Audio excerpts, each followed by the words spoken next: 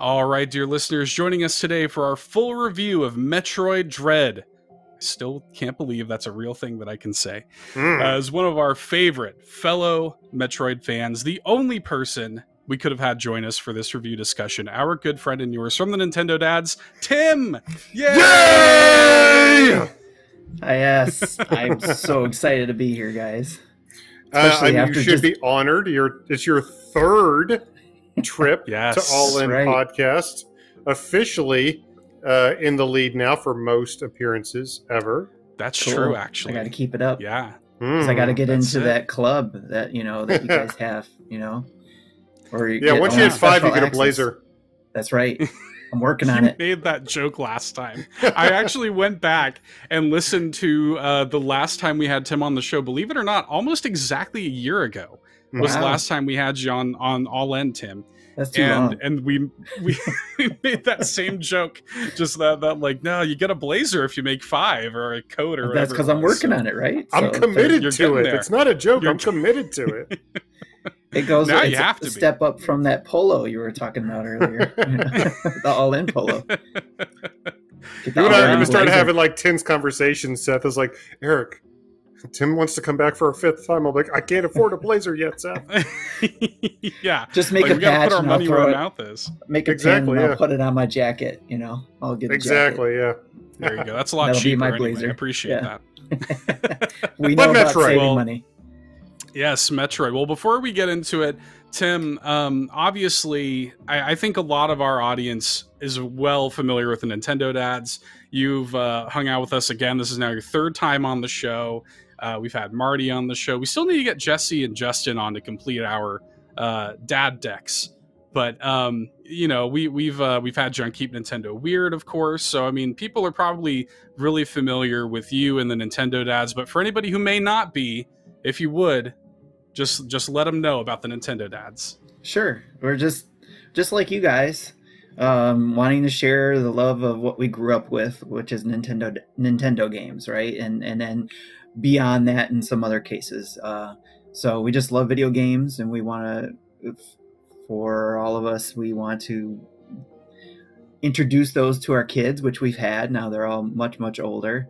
And now we've got a lot of other dads and not even dads. We've got, just uncles, if you will, in the group Nintendo uncles. that do the same thing and share, video games with their nieces and nephews, and they're the cool uncles, So, and then we have some aunts and uncles and and moms and grandmas and grandpas, just all levels of people, and that are in the group.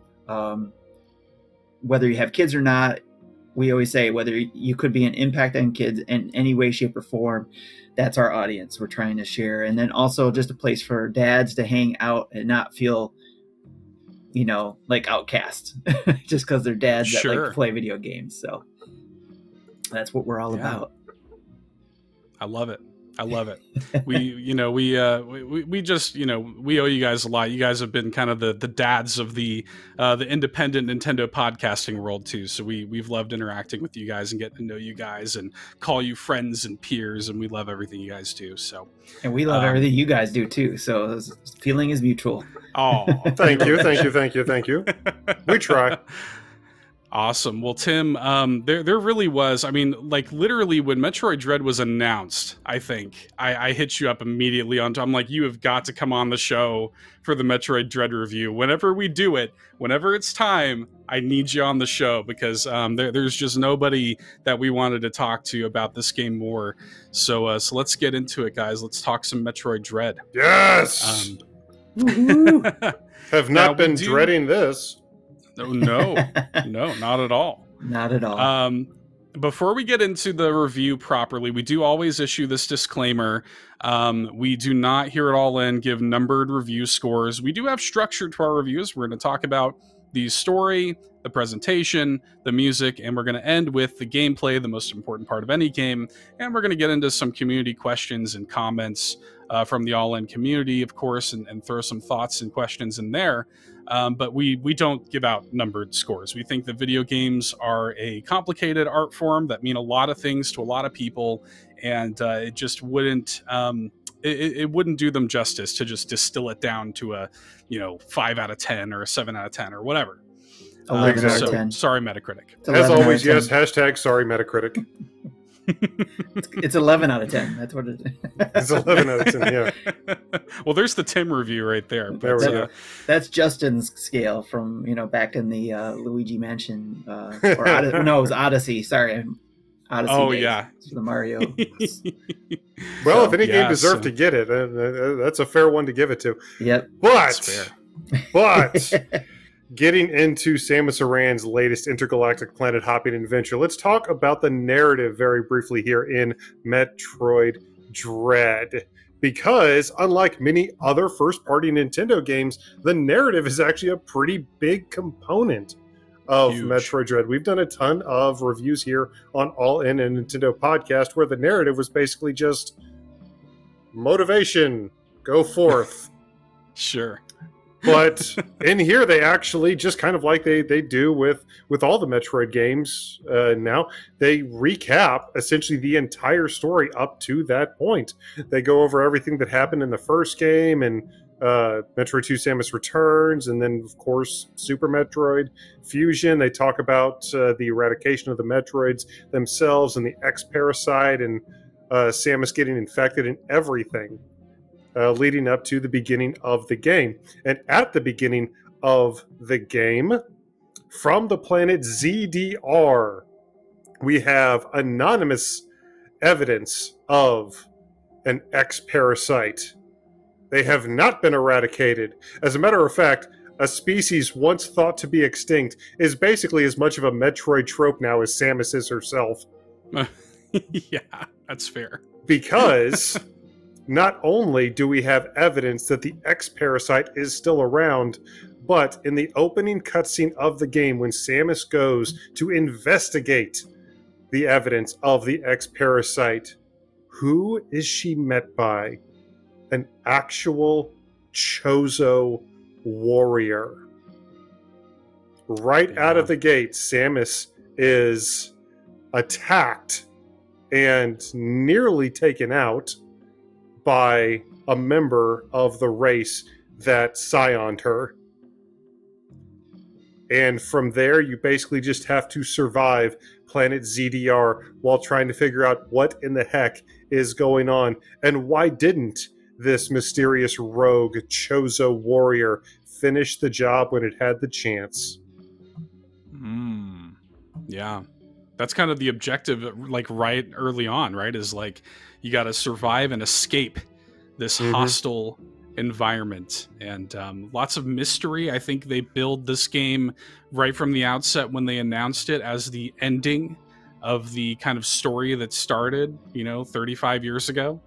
The kind of like 2D Metroid story concludes here in Metroid Dread. I should say, somebody did ask about this on Discord. We're not going to get into like overt spoilers here. No, because there are some really interesting things that happen within the course of this game narratively that we would not dare spoil for anybody. Some actual legit, like, major moments. Yeah, dude, there's some get hype moments in this. Tim, what was your kind of like coming into this game's story? I know you're somebody who really loves and appreciates the narrative of the Metroid universe. What was kind of your takeaway? So for me, remember we had all of that hullabaloo about what Nintendo was doing before the game released in regards to all the video content, all the reports they were doing. I didn't care. I ate it all up. So it was like, because being a Metroid fan, I was like, give it all to me. Give me all the insights. Give me all the information. I don't care. I will watch it. I knew they were not going to spoil anything, even though everybody was like, oh my gosh, this video spoiled the game. It's like, no, it did not. This is just like a Marvel movie. You're seeing just a snippet of the beginning, maybe a flash of something else later on. But yeah, so everything going in, the beginnings basically kind of puts it all together in the order it's supposed to go, other than the bits and pieces they gave you beforehand. So yes, getting all that together, seeing that, I was like, okay, I see where I'm at. You're starting off the game just like any other one, where you lose all your abilities, and you are another Metroid trope. Yep, you just learn why, but this time instead of making your way down, you're making your way up through the planet. So, because you took that elevator down, and then the elevator shaft blew up, because of the Chozo warrior, not aiming correctly, or or Samus, dodging. But but obviously that was a good way to show, okay, there's no easy way to go back up to your ship. You got to make your way through the whole, planet, or at least that section of the planet. So yeah, I absolutely adore the narrative in this game, because a lot of the storytelling and a lot of the narrative historically in 2D Metroid games has been shown just kind of with hints.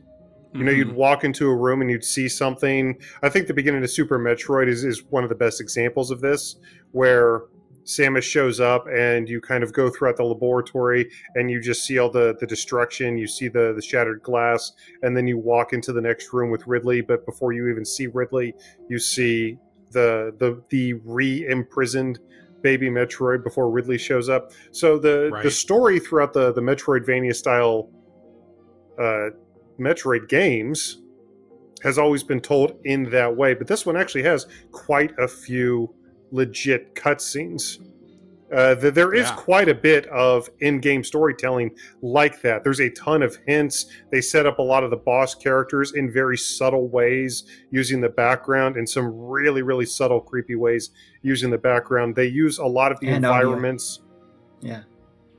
Background and audio. Sorry for interrupting you. Do what? The background and the audio. Giving you subtle hints. Oh yeah. Yeah, they do a lot with that, but there are some legit stop the game cutscene style moments to really let you take in the massive moments that are really happening here in this game. Because again, I will stress, there are some big moments that happen in this game. The narrative specifically here in Metroid Dread, the game reintroduces a lot of things that have been that have shown up before in the 2D Metroid series. Not only is Metroid Dread a continuation of everything that's happened up to this point, it very much has this feel of it has all led to this. Yeah.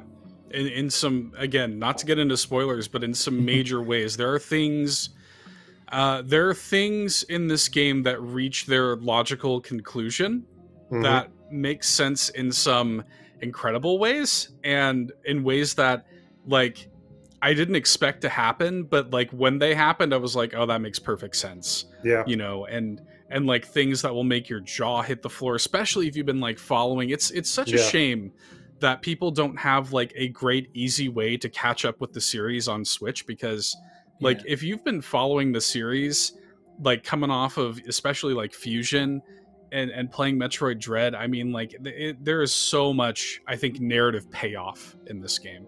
Yeah. Agreed. Yeah. But, I mean, again, without spoiling too much, final thoughts on the narrative are, as far as first-party Nintendo games go, in terms of dealing with a cinematic narrative, Nintendo's not necessarily any stranger to doing long stories. They've certainly done their fair share of RPGs, but in terms of stories that really hit some emotional beats, stories that really have some weight to them, not just plot elements, not just things happening, but being able to legitimately and organically build investment in the characters and what's going on. This is among the best, if not the best, that Nintendo, I think, has ever done from a cinematic, well-realized narrative. Right. Yeah.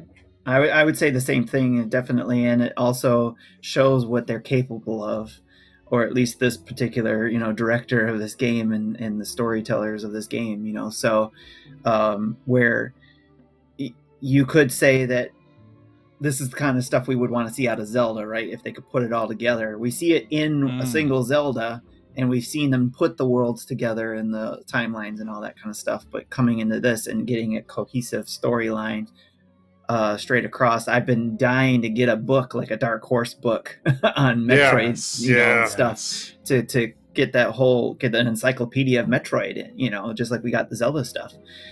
But definitely, this is I right now the thing that's bubbling in my head right now, and you guys tell me what you guys think too, is how does it compare?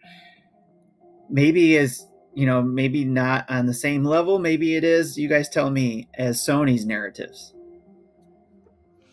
Yeah, that's an interesting one. I think Sony is more keen to like a game like God of War, right, which is a game that I think everybody here loves.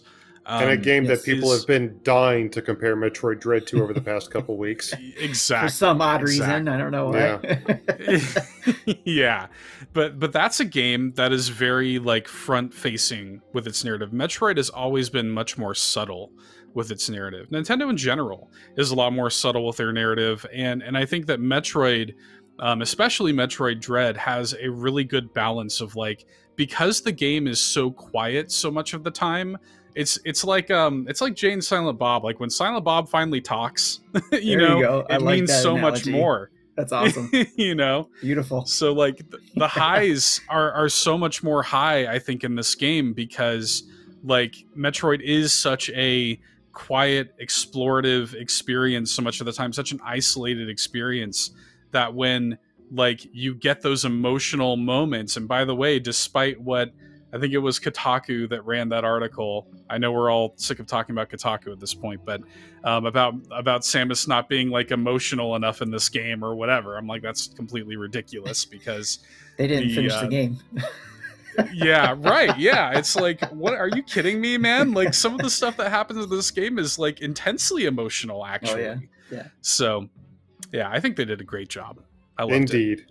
Indeed. But speaking of God of War, I mean, we're moving into the presentation of the game now, so hashtag $60 Sony game versus hashtag $60 Nintendo game. Am I right, guys? Did I internet correctly? Yes, you did. Very good. Awesome. Cool. You pass. It doesn't look good enough. This looks like a 3DS game. What are you talking about? How All right, well, $60 for this? Laughing at people who don't know how to tweet very well aside, the Nintendo Switch is not the PlayStation 5. It's not the Xbox Series X. It's frankly not even the PS4 or the Xbox One when it comes to specs. So it's an old argument. Exactly, yeah. And so should you be expecting 4K from Metroid Dread currently? No. But in so many ways, Metroid Dread is the game that longtime Metroid fans have been waiting for. And we have been wanting to see the natural evolution visually of a console Metroid game since Super Metroid. Yes, obviously we've had Metroid Prime, but since Super Metroid, we have been wanting to see the natural evolution visually of a game like that for so long. Yes, we got Metroid Fusion with its gorgeous little pixel art on the GBA, and we got, of course, Samus's return, or Return of Samus? Between Return of Returns. Samus Returns. Yeah. I confuse Metroid 2 and the remakes so often. Right. But I can see it right here, so that's why I know it. There you go. Yeah. Quick reference. Yeah. Well, I'm in Minneapolis right now, so unfortunately I don't have my collection in front of me to reference. But between Mercury Steam's last game in the series, especially after they released that, it just, I think, made fans froth at the mouth even more. It's like, okay, I want that, but on my big screen. Mm-hmm. Yeah. I want to see how pretty this game can look when you have the entire hardware of a console behind it. I want to see how amazing and revolutionary Metroid, or I want to see how amazing and revolutionary Super Metroid can be when you put it in 2021. And from the visual standpoint, they really made use of what they could do from a world building perspective, from a presentation perspective. I mean, just the environment designs, again, like we've been talking about, the way they've been able to use the environments and sound cues, the lighting, especially because this is, of course, a thriller. The lighting is incredibly important. Again, will it win any technical awards? No, but as far as the Nintendo Switch goes, I was thoroughly impressed with the presentation of Metroid Dread. Oh yeah, Tim, you've been playing this on your Switch OLED. Tell me you've been playing this on your Switch OLED. Yes. Yeah, I How pretty started is this on the OLED? I started it because I didn't have my OLED yet, and I got the digital after midnight. I started it on my OG Switch, and it was fantastic there. So, Yeah. but then as soon as I got the OLED, because as everybody's heard probably to death, is the OLED gives the blacks their blacks, and then the colors their colors, right? So everything just pops where it needs to pop. Everything is dark where it needs to be dark. So yes, I played probably, I would say 99% handheld. So Me too. I think I docked it once just because everybody wanted to see what I was playing. And so, but yeah, for the most part, it was doing that. And I wanted to touch on something real quick that you said there, Eric, that, okay. Two things, the 3D on the consoles, how we've been wanting to see that, right? Especially after we were wondering after Super Metroid what Nintendo was going to do with Metroid on a console, and we got Prime, right? So after we got Prime, and people, when we heard about Prime, were all up in arms about it, but then when we got it, we were all fine for the most part. There's probably, I know there's Thank you, Retro Studios. Yes, we know there's a few people who absolutely just, they're fine with Prime, but they prefer 2D, which is great. And I just think all Metroid all the time. I don't care 3D, 2D, give it all to me. Like I said, that's me. Give it all to me. Yeah. Just that perpetual Homer Simpson eating donuts gift. Yes. All to me. But what I wanted to point out was that I think when we saw Prime, we saw the potential of what a 2D version of Metroid in a 3D environment could be like, and that's what we've been dying to see, and that's what we were hoping for in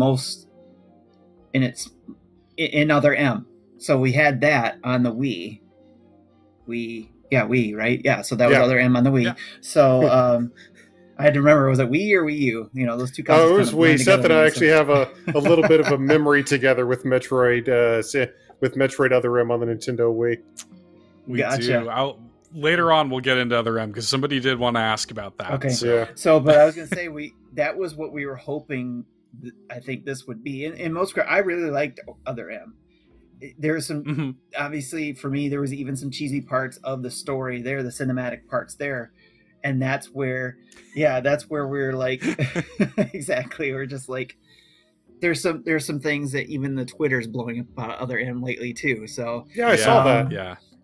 But it's overall, I get what they were trying to do. They were trying to give us what we wanted to know more about Samus, right? So they gave it to us, and they gave us that, what I thought was good gameplay, and what they tried to do with the mechanics there with the 2D, 3D environments and all that. And again, I thought that was great.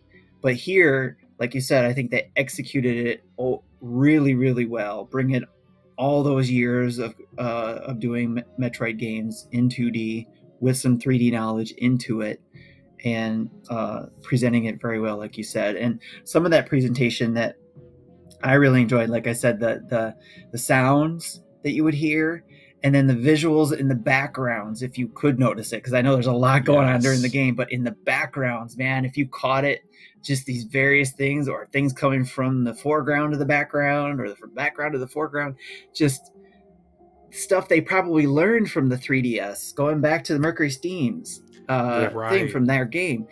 If it hadn't been for Nintendo being smart, obviously, for what they do, they're great at what they do, and saying, Mercury Steam came to them and said, "Hey, we want to do a Metroid game. Here's our idea," and they're like, "Let's put a pin in that, and let's why don't you help us do Samus Returns first?" And so they learned some things from that, and then they pulled that all together in this game, and that shows. Which also leads me to want to know more what the heck Mercury Steam wanted to do, to where are we going to possibly see that now that the saga is done, these 5 games are done, are they going to let them loose to do the story they came to Nintendo for? I saw a report that said they wanted to do a Fusion remake, which at this point, that would make the most sense, especially if you're going to do any more remakes. Because frankly, leave Super Metroid alone. Leave it alone. don't touch it. But a Fusion remake, I think, actually makes quite a bit of sense. And I did see a report that that's what Mercury Steam initially did pitch to Nintendo. So I could definitely see that as the next project. Because I think something like that would make sense, and especially since I think Mercury Steam has earned enough clout to say, this is what we want to do now. But see, that's where I thought I read too. Is I read that about the Fusion, but I also heard or read that they had an original idea too. Mm-hmm. So it'd be cool. And that's I what don't. Either one. Yeah, I don't remember the source off the top of my head. I just do remember reading that report about the Fusion remake. So okay, that'd be great. Yeah, there's a lot around that I want to see. Yeah. I'm gonna guess that we're gonna see another Mercury Steam Metroid game with a new, maybe their own trilogy, if you will, if it all works out well. Well, I mean, if this one is successful, hopefully. Hopefully. I think it's gonna be a little successful. I think it'll do okay. That was a great point you made there, Tim, about how it probably was kind of important for them to cut their teeth on the 3DS, right? And you do kind of see in the environment detail and the things happening in the background and the foreground, there actually is quite a bit of environment detail that really kind of pops like that. And I think you're probably right about that. I think that, maybe they picked up a lot of that stuff working with the 3DS with Samus Returns and kind of needing to learn how to design these environments that way. I mean, the art in this game is just beautiful, man. It's just beautiful. And for the most part, like, I don't think I encountered any real like frame stutters. It just runs buttery smooth throughout. Like I didn't see any real, visual hiccups or anything like that. I think the game looks beautiful, man. I did one of the best looking Switch games. Yeah, I did see quite a few people saying that they thought it felt a little hollow or soulless, and I think a lot of that does come from the fact that the colors, especially compared to some of the more pixel art entries in the series, obviously the colors in this game are a little bit more muted. They're not as bright or bombastic or as vibrant as they have been in games like Fusion or Super Metroid. So unless you play on an OLED. Unless you play on an OLED, yeah. Well, and also too, I wonder if those people, again, did they get through the game? Because you get later in the game, there's a little bit more colorful, vibrant areas you get into. That's true. Yeah, you get into these kind of like, that's another thing too, is like the different, this is all on like the same planet, but there's a lot of different biomes and environments. There's got to be like 8 or 9 different some pretty distinct, yeah, and they're all really distinct. I mean, you got, like Tim was just talking about, towards like in the later, again, no spoilers, but you do get to a really lush, jungle-like environment. Yes. There's like some underwater environments. I mean, it's beautiful. Of course, yeah. And out of all the Nintendo underwater or water type levels, this is definitely the best. It's a great point. Ocarina of Time Water Temple, this is not. That's Right. for sure. No, I think it's beautiful. I think it runs great. I think the art's great. I think, I personally have no complaints. And I mean, we've already said enough about the $60, argument is worthless, But no. But what about the music, Seth? Music's good. The music in this game is something, it's maybe my least favorite aspect of the game, to be honest with you.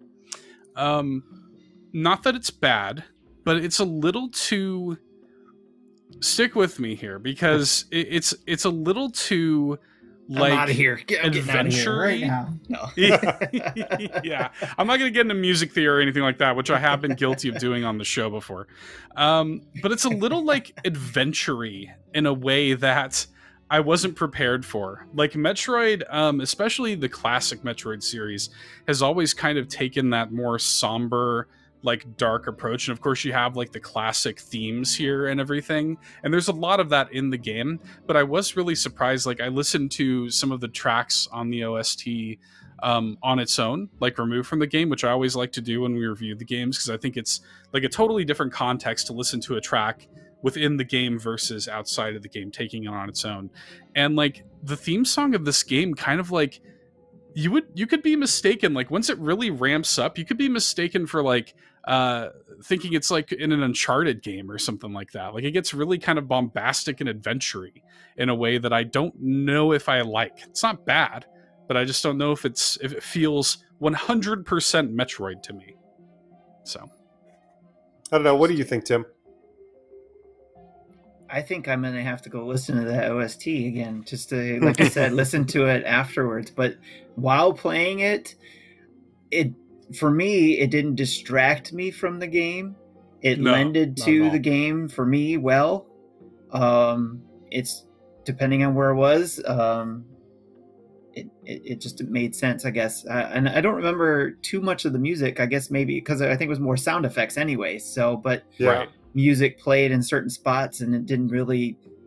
Maybe that's an issue for people. Maybe it didn't jump out to you as much, but it was more of the, I guess, what do you call it, ambiance sounds that you would hear more than the music.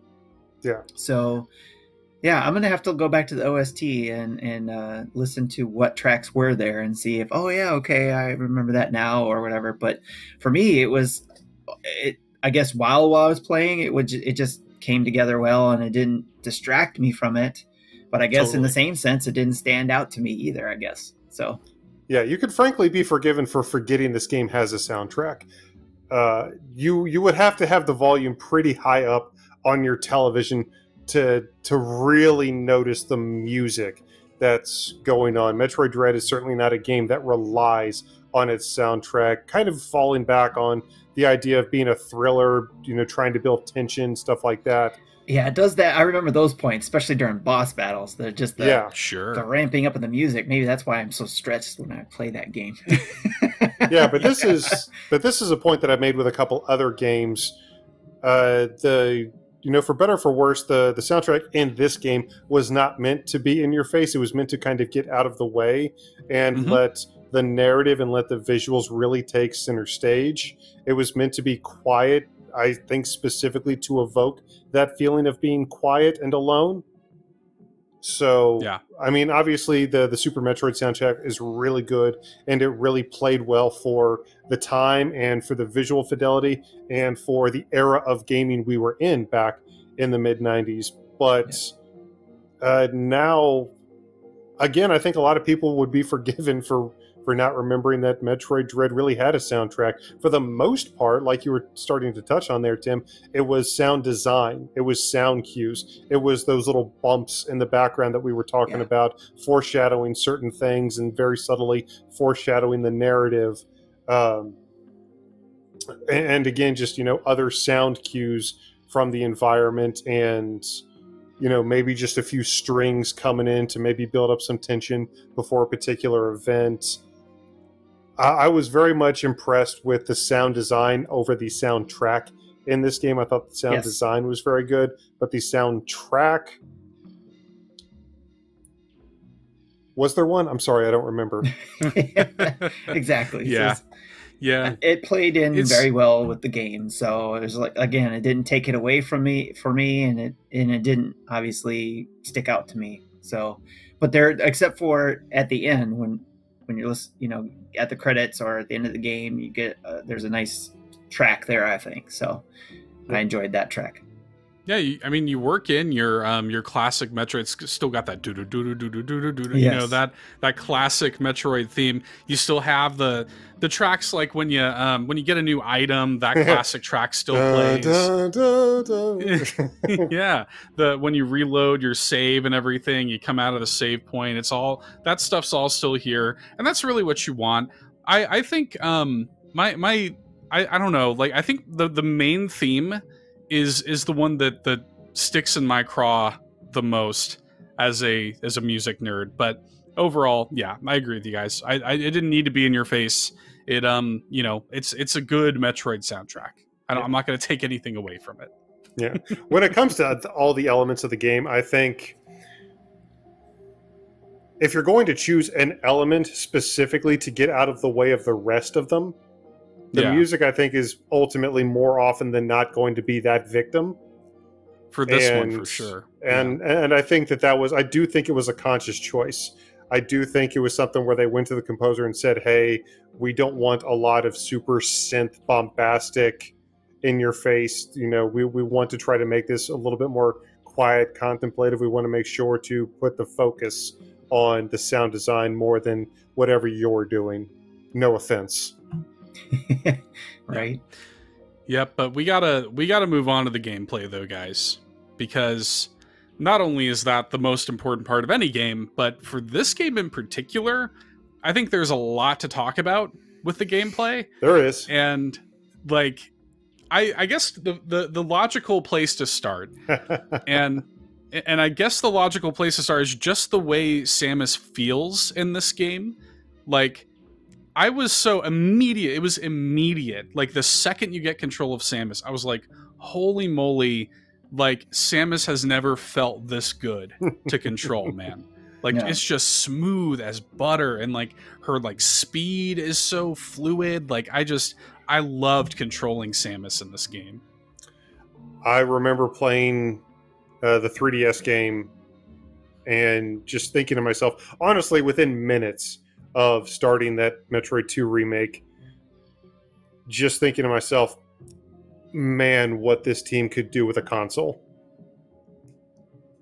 That was honestly one of my first thoughts. I absolutely adored the Metroid 2 remake. I thought it was fantastic. And very clearly, they took a lot of lessons and a lot of that gameplay engine and essentially just transplanted it and up-resed it for this game. I mean, Metroid Dread is basically Metroid Samus's Return 2. Yeah.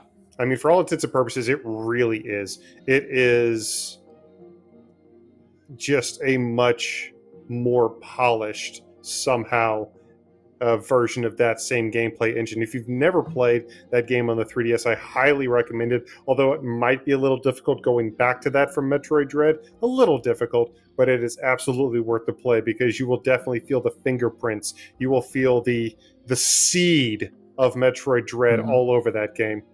You'll feel the melee counter all over that game. Yeah, the melee. Yeah, I'll get into the melee counter a little bit later. Tim, thoughts on just the controls?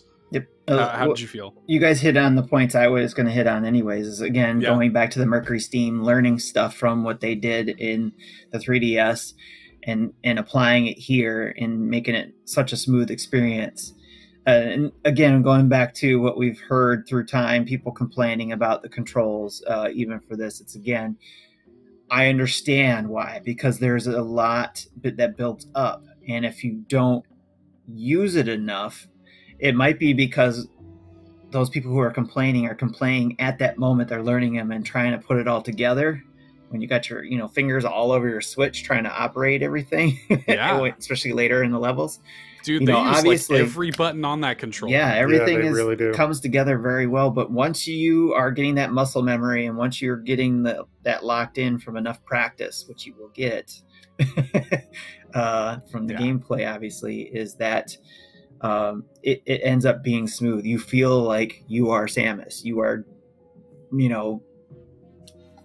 she's a BA person, and you're controlling a BA person. So, and it's everything we wanted Samus to be in all of the games, coming forward in the medium that it is today to present it beautifully, I guess, if you will.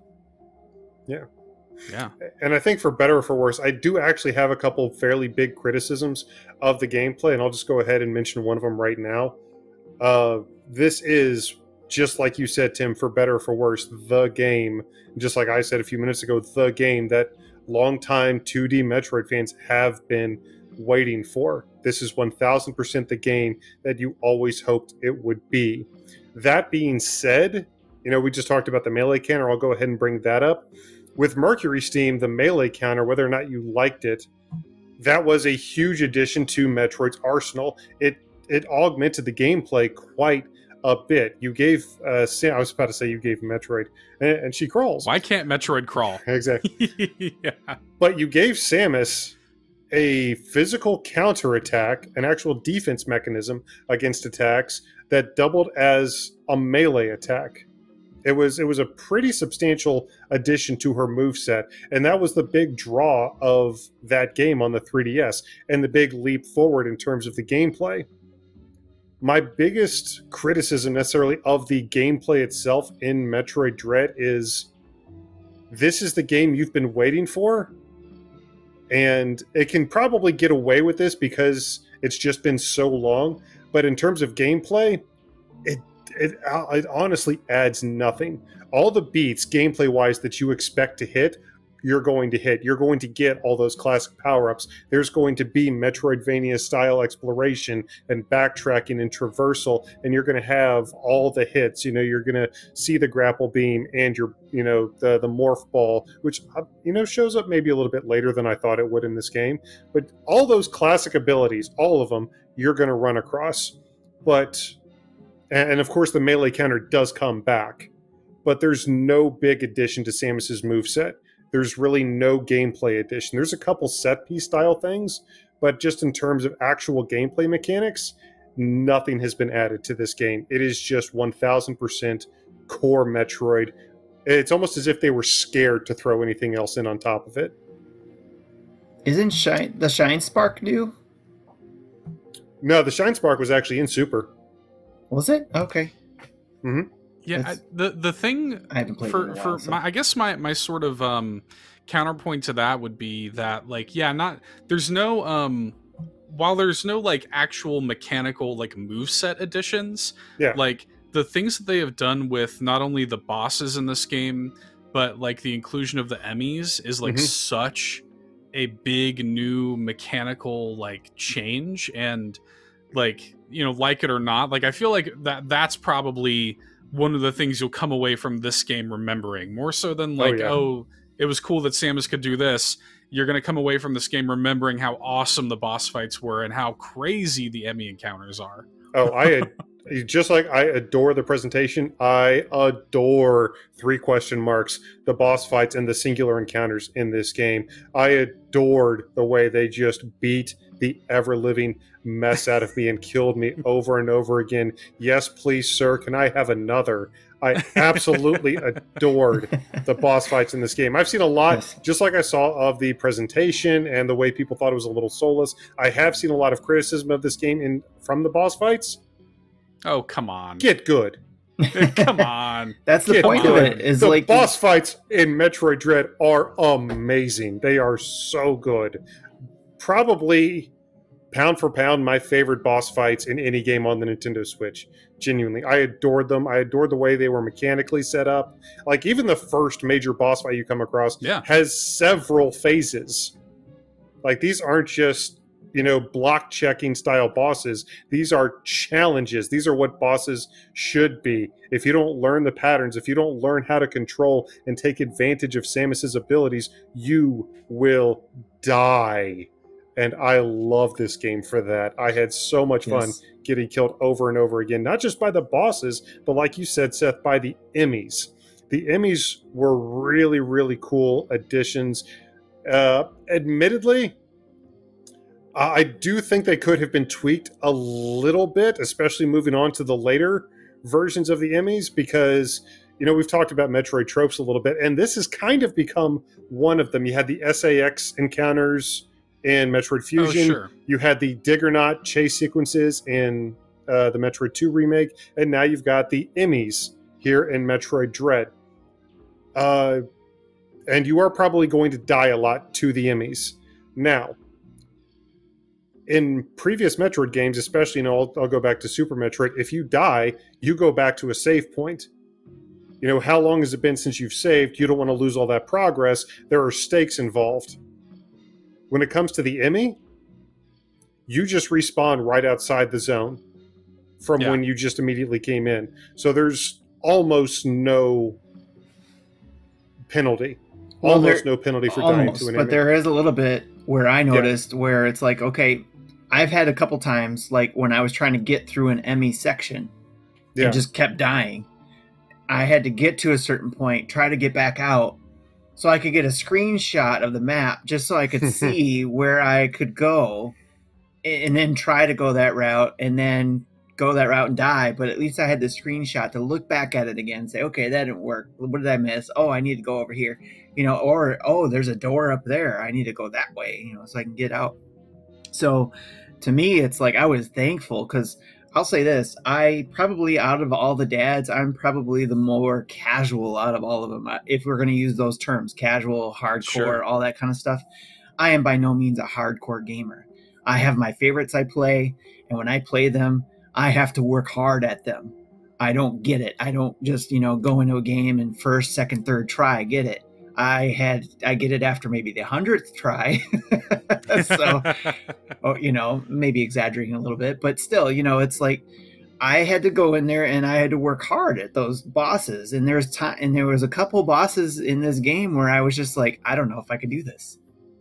I don't know if I'm going to make it through this game because of how hard it was getting for me. But because I love the Metroid games so much, I was like, I got to get through it. I'm going to get through it. That's why my time for completion is 16 hours as opposed to others who got it done under 10 hours, So, and then, like you said, I must have painted, everything. It's like, no, I didn't get 100% or anything like that. It was just me trying to get through the game. So for me, I was thankful for that. And there was times where I was not so thankful, where the major bosses, I won't even count the Emmys as a major boss, but the major bosses where you got to through their phases, and you have to start those phases all over again. You don't, in some games, you don't, some games you can start, once you get to one phase, you start over after that phase. Yeah, checkpoints you there, you start all over again. And man, that was a killer. I was just, that's what, in those fights were the ones I was just like, I don't know if I can make it, because I can't get far enough to recognize what the next pattern is, or whatever. So, but man, it's so rewarding when you do get it and you get past there. It's so satisfying. You did it. And that's one of the things I love is just how satisfying it is. And even though the Emmys don't have these incredibly these incredibly intense attack sequences that a lot of the set piece bosses in the game do, they do. So, I mean, they're certainly very unique. Even within video games, not just within the Metroid series, the Emmy robots are very unique encounters. They can get annoying and they can get very tense. I think especially part of them getting areas. really, part of them being annoying is also what makes them so satisfying once you finally do get to kill them. Because even though this game doesn't add anything mechanically throughout the entire course of the game, you do get a couple set piece style abilities that do let you do some really, really cool, satisfying things when it comes to the Emmy robots. And those were nice. But just with the bosses and the Emmys, the bosses were so incredibly satisfying to finally take down once you're able to. The last boss especially. Great fight. Such a great fight. I haven't felt that feeling of, oh no, it's not over yet in so long. And the thrill, the rush of feeling like, it's like, I barely got through this by the skin of my teeth. That was a really... Why does he look like he's still going to attack me outside of the cutscene? Yes. Yeah. Just that, oh no, it's not over feeling. Oh, what a rush. It's great. That's a great final boss. It was actually I was telling you this, Eric, when I finished the game. I was like, I didn't find it as hard as a lot of people. Like, I came into it thinking I was going to die 500 times.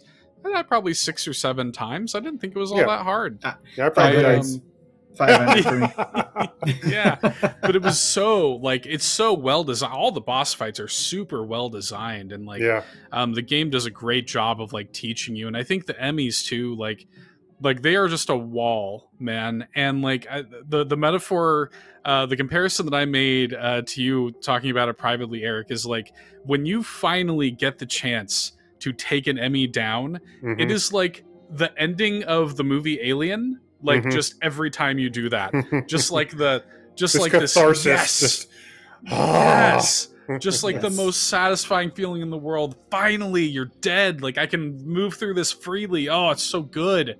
And like you gave me so much grief for like several minutes, and now now I can finally get through this area. So good. And we haven't touched on it yet, but get very good with the melee counter, because the boss fights give you some amazing opportunities when it comes to cinematic events in this game. Oh, definitely get good with the melee counter.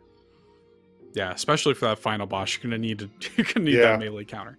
I love the final boss. I think it was called Experiment 52 or Experiment 57. Do you guys know which one I'm talking about? Yeah. Like the final major set piece boss before the final boss. Like, I actually made a joke about that one because I didn't want to give anything 626. away. As an Experiment 626 with Stitch on the map. Yeah, exactly. But that one gave me like strong Digger Knot vibes too. Oh yeah. I adored that boss fight. The bosses in this game are so good. Maybe that was on purpose. Oh, I'm sure it was. Yeah, I'm sure it was. Yeah, yeah. Let me ask you guys this, because this kind of ties into a community question that we got. So I'll touch on it now, because I think this is actually one of my biggest criticisms, maybe my only real big criticism of the game, is I never really felt like, with Metroidvania games, the in-game map is so important. Yeah, and I really. I don't know, like it's not like a bad Metroidvania map or whatever, but I had a couple of little complaints with it. It's so busy. It's very busy. Jason Lee in the Discord asks, he asks, what was your opinion of the map when you first started, and did your opinion change any? Asking because I'm only a couple hours in, but it seems really cluttered. I'm hoping I learn to appreciate it more the further I get. You're not wrong, I think Jason. Cluttered's the good word. I think that there's a lot going on.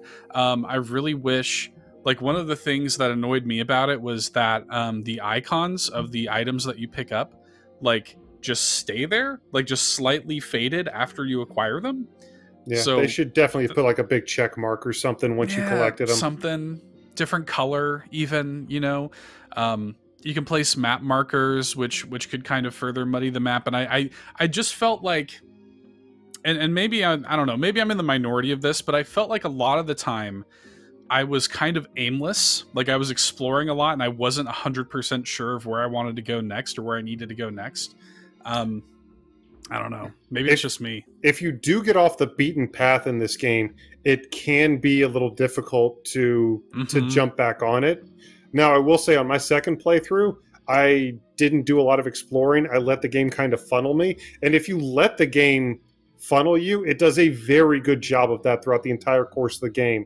The game is incredibly well designed in its interweaving map areas and everything. If you let the game take you where it wants you to go, then it is very, very seamless. And on my second playthrough, I actually breezed through it quite a bit. But yes, if you do decide to go exploring, there aren't really too many good indicators of where you should start heading to next. And I do think that should have been added. But my biggest thing with the map is, okay, I have a little bit of OCD. And when you know exactly what I'm about to say, Seth. Yeah. So when you explore rooms, obviously the map fills in as you continue to explore the game. But the actual pixels that Samus herself touches as a character will highlight on the map. And I completely understand why they did that, because even if you go into a room, you can see the path that Samus has taken, so you can see maybe entrances or exits out of rooms you've already been in that maybe you haven't gone through yet as potential places to go next.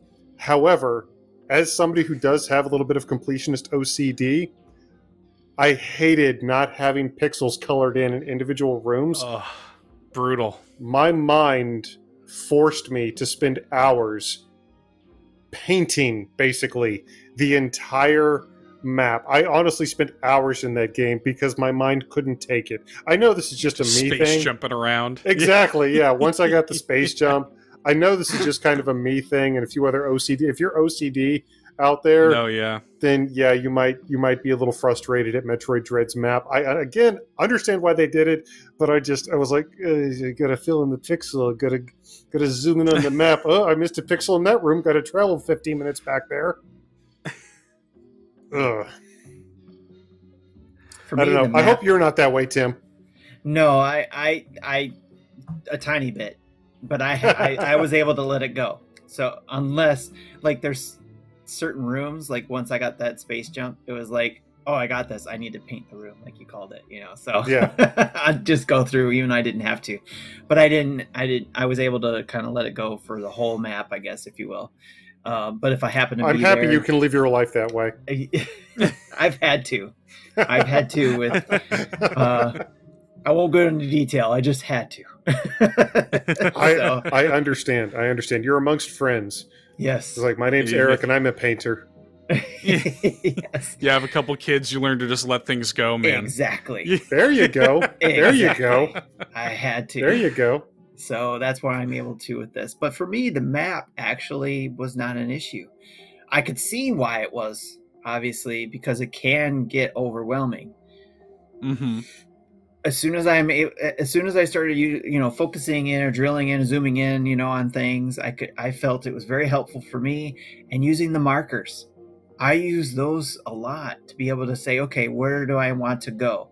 And I mark it in the radar on my map, on the gameplay map or the gameplay screen with the little map in the corner. I was able to see, okay, I need to get my way over there. So it helped me a lot. And not saying I didn't get stuck once or twice, but right, I was still able to go to the map, use it, and get to where I needed to go. And I felt the map was actually where I wanted it in the other games, where it was more detailed, where we just got kind of like what you get before you get to that room blocks. Or before you enter that room. It's just blocks, right? And then it just gets colored. And I like how they kind of mash those two together. Here's the old way you used to remember it, and now we're giving you details with it. So I enjoyed the map. It's fair. Yeah, it's interesting. Did you guys ever figure out what in the world was going on with those like blue butterflies, those like blue moths that are around? I kind of thought they were supposed to be, a subtle indicator of something. I'm not 1,000% sure. Maybe that's foreshadowing for the next game. Maybe those blue butterflies are harbingers of the next final boss in Metroid Dreader. Metroid Dread 2. Yeah. Marty actually called it out in one of our episodes where he noticed that he felt like whenever he saw that, he was on the right path. And then someone confirmed it in the MVC chat room as well. So I believe those butterflies are there for a purpose to kind of help guide you if you didn't notice it. And there was other indicators that I never noticed. I did notice the butterflies, but I didn't care. I was going where I wanted to go, so it didn't matter. It's like, oh, there's butterflies. They're going that way. I'm going this way. So, from time to time, I would just notice them. I'm like, these have got to mean something, man. And I saw folks talking about it in the Discord, and I was like, well, I mean, it's got to be like an indicator of where you want to go. The game never tells you that. Yeah. And something that I wish that they would have done, it would have been really cool if you could, because one of the things with this game is like, just like any, game of this type, you have your save rooms, your kind of like points where you can, upload to Adam, the kind of like main computer that Samus talks to. It would have been really nice if I could pop in there when I felt stuck and had Adam like point me in the right direction. He kind of does, like at those points when you first encounter, but then like when you go back later, it's just a save point. Like talk to him. It would have been. I get it. Would have been nice if I could consult him. That's a good idea. Often. I like that. That would be a cool added feature. Yeah, I could 1,000% see them turning Adam into just this condescending, like, Samus, I thought you were an elite bounty hunter. Don't you know you're supposed to go here to do this? I could absolutely see exactly. I could absolutely see them turning Adam into like just that condescending, passive aggressive, servant character. Like, oh, Samus, really, you need more help? Use the clock, like when you plug in to talk to Adam. Use the clock and say, "Okay, I told you this like 2 hours ago. You needed to go Exactly, that way." Right. Yeah, I would have Why aren't abused you that there? feature had it been in there. Well, a That's lot for of the sure. times Adam does tell you kind of in vague terms what you're supposed to do, but it very rarely gives you any direct instructions.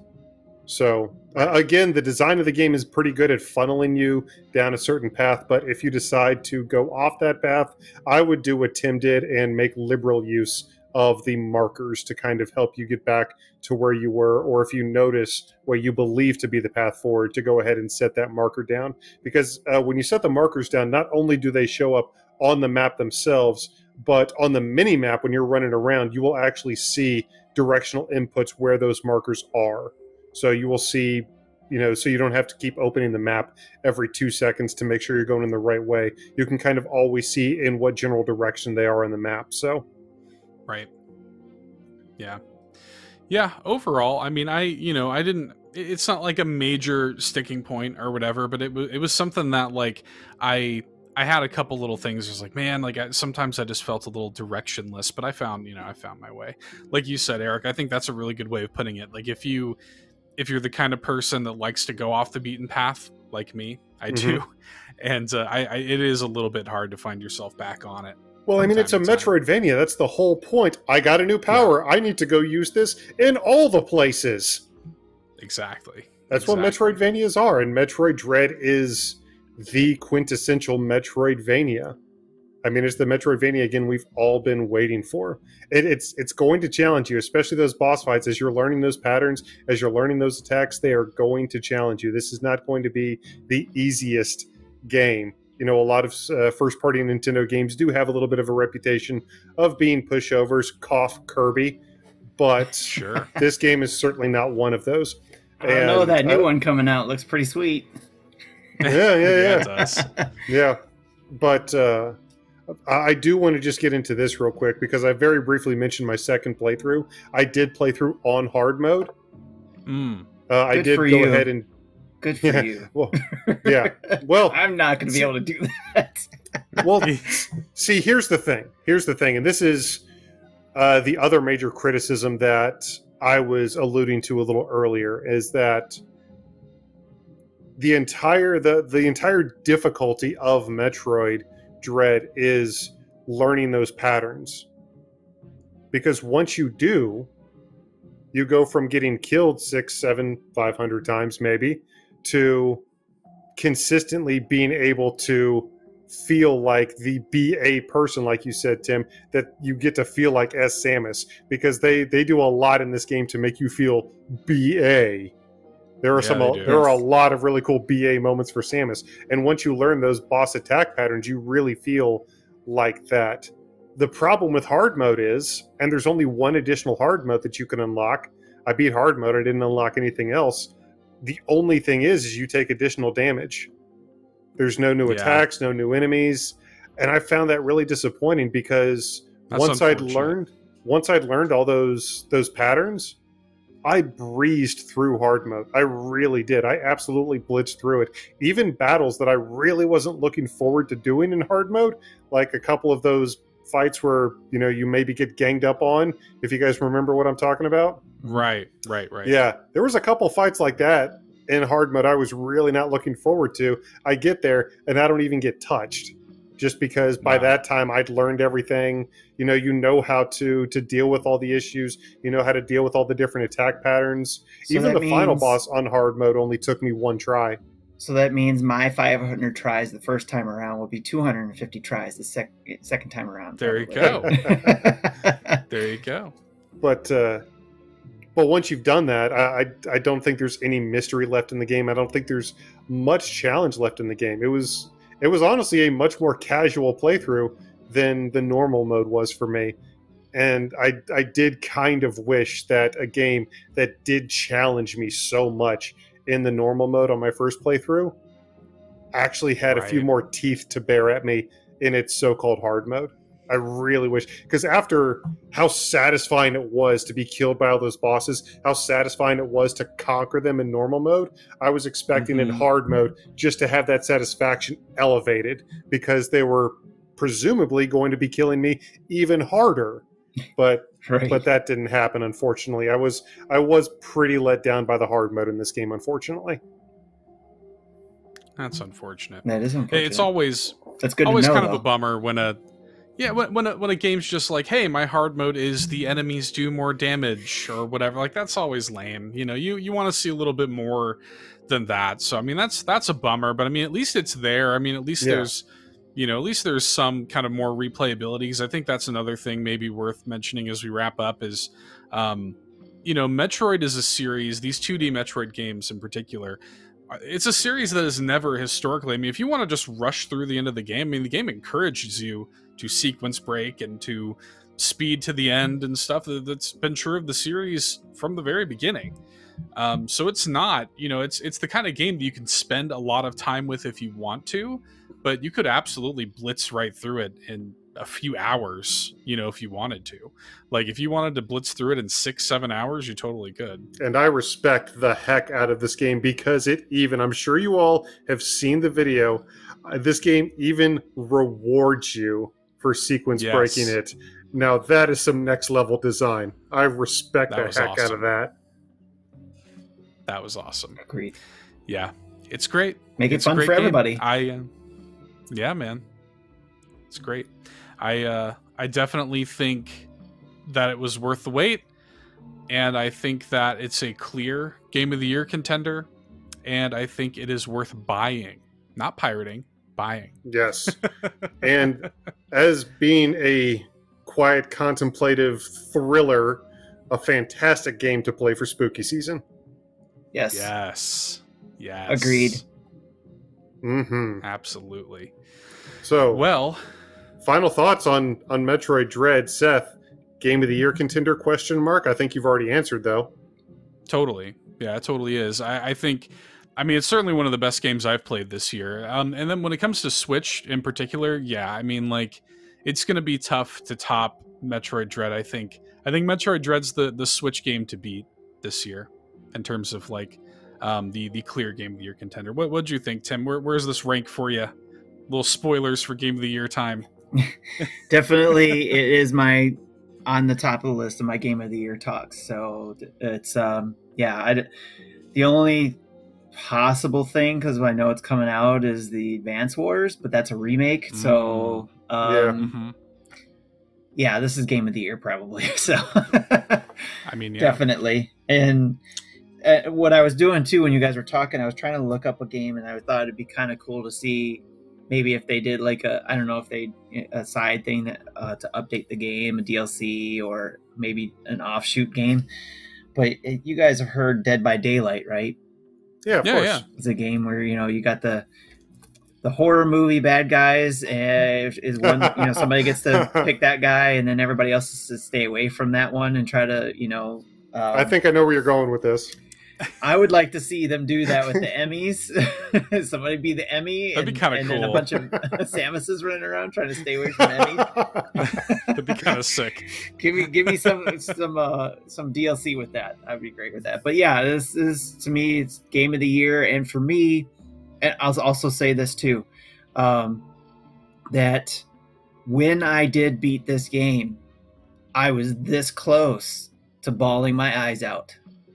Because of being a Metroid fan, seeing it come to the culmination that it did in the story and everything, I was just like, not because of anything in the story you wanted me to make my eyeballs, water or whatever, but it was just the satisfaction. I'm trying to say the word. Satisfaction. Thank you. Of beating that boss. How hard it was for me, how hard the whole game was for me, how much I love the series, coming to the end, but knowing it was a good end and not a disappointing end, it did bring a tear to my eye. So that's how much I love this game. And I understand it's because I am a Metroid fan. And if you're not a Metroid fan, even for someone like our friend Andros coming in and playing it for the first time, a Metroid game for the first time. He's enjoying it. Right. I think this is a must-have game for your Switch, just like any of the other franchises Nintendo has. You must have this one. It's not a family game, obviously. It is a single-player game. But if you like to be able to, sit down and have a game to yourself to play, and it's an action game, it's definitely one you'll want on your list.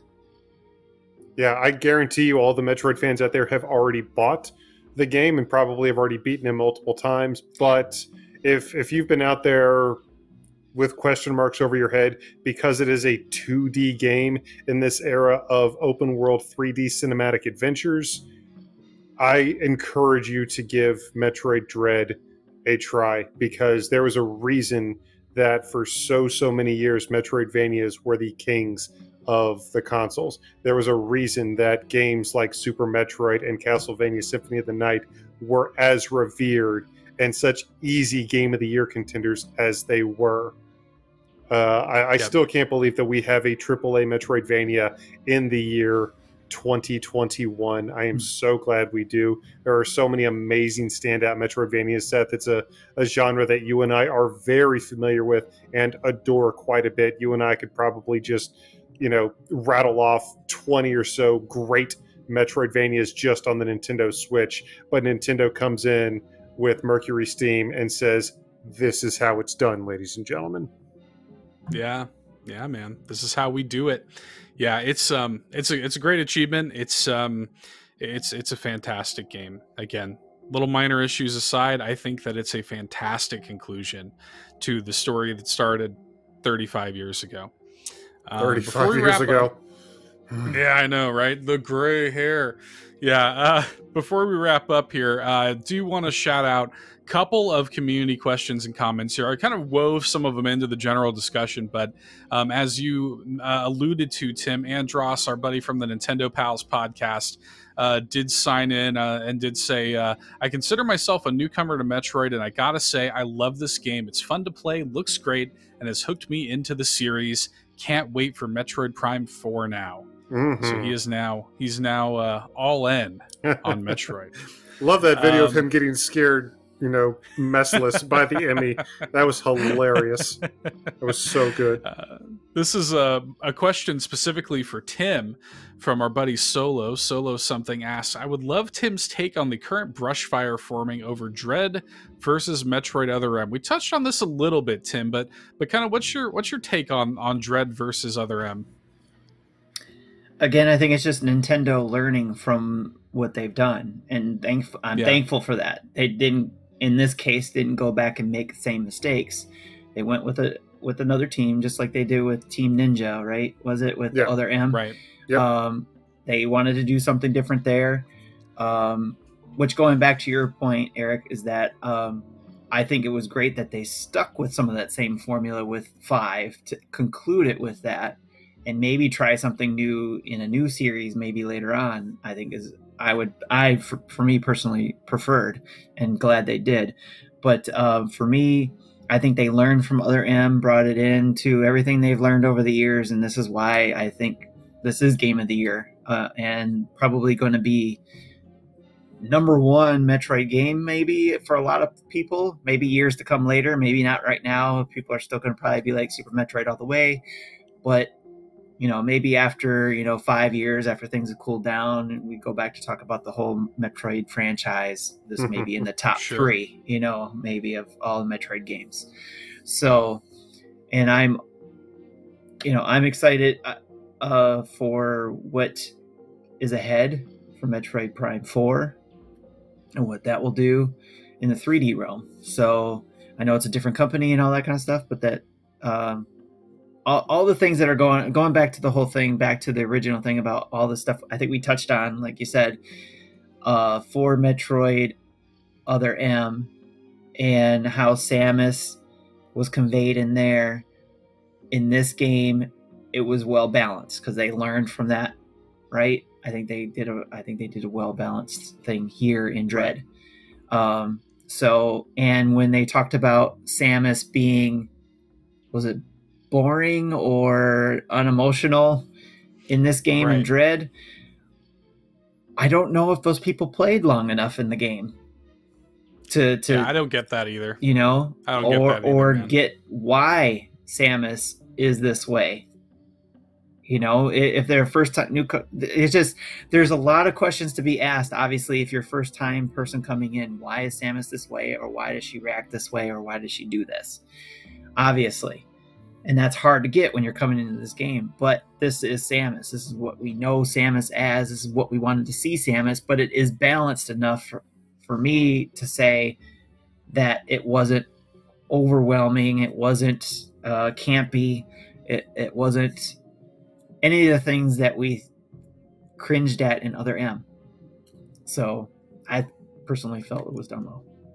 And when it comes to Samus and some of her personal moments and the way she reacts to them, I think this game beautifully captures less is more. Mm-hmm. Mm-hmm. Yep. How, like, the people who are like, oh, she's not like she doesn't emote enough, or it's like, how would you act in her shoes, man? Like, do you expect her to do a Darth Vader? No, you know what I mean? Like, it's not like, just because she's a gorgeous blonde doesn't mean she has to be all peppy and bubbly and everything like that. It's like, no, she's lived the type of life that has made her this stoic killer. And she's in a suit. Exactly. She's in a suit. How much emotion do you want out of a suit? It's so good. It's so good. And you know, going back to that memory you and I share, I'm sure you very vividly remember selling me my copy of Metroid M many years ago, Seth. Fun times. But I do remember that. Yeah. Well, let's not disparage Metroid Other M too much here on the show. No. But yeah, we obviously we all love Metroid Dread. Tim, as we're wrapping up here, go ahead and point folks in your direction, sir. How can they follow you and everything NintendoDads? Sure. Again, thanks guys for having me on the show. I always have a blast talking with you guys. Of course, thank you for joining us again. Also a big fan of you guys, so it's like I'm just geeked out that I could be here. So, but with that said, if you want to come chat with any of the NintendoDads, we're on Twitter at NintendoDads, and just put the NintendoDads pretty much anywhere in social media, and you'll find us as well, and you can chat us up there. For me personally, you can look me up at NeoPrime 33. You know, Prime like Optimus Prime, Neo like the Matrix. 33. So there you go. And like Metroid Prime. Yeah, and that too, exactly. And like Metroid Prime. So maybe we should talk with Tim about the one of our, you know, the top 5 thing we were talking about earlier, Seth. Maybe Tim would like that. We'll have to talk to him a little bit off mic. All right. So and you can chat with me about all this stuff too. Let me know your thoughts about the game. If there's something we couldn't talk about here because we didn't want to spoil about, but you want to know my thoughts about something, you can hit me up on Twitter. Pretty good there at NeoPrime33, like I said. So thanks. Yeah, there's some stuff I would have loved to have talked about, but I don't want to spoil. I would have loved to have talked about it though. You guys are talking about doing a spoiler cast on NintendoDads, right? So, yes. Yep. You both are more than welcome to come hang out with us while we do that. So sweet. Well, stay tuned. I'll let you know. That. You guys will find, definitely. You guys will find links to everything Tim and the NintendoDads, of course, in the episode description. So let's roll out the red carpet one last time for you, my friend, from the NintendoDads, our buddy Tim. Yay! Yay! Thanks, man. We'll see you soon, brother. Thank you.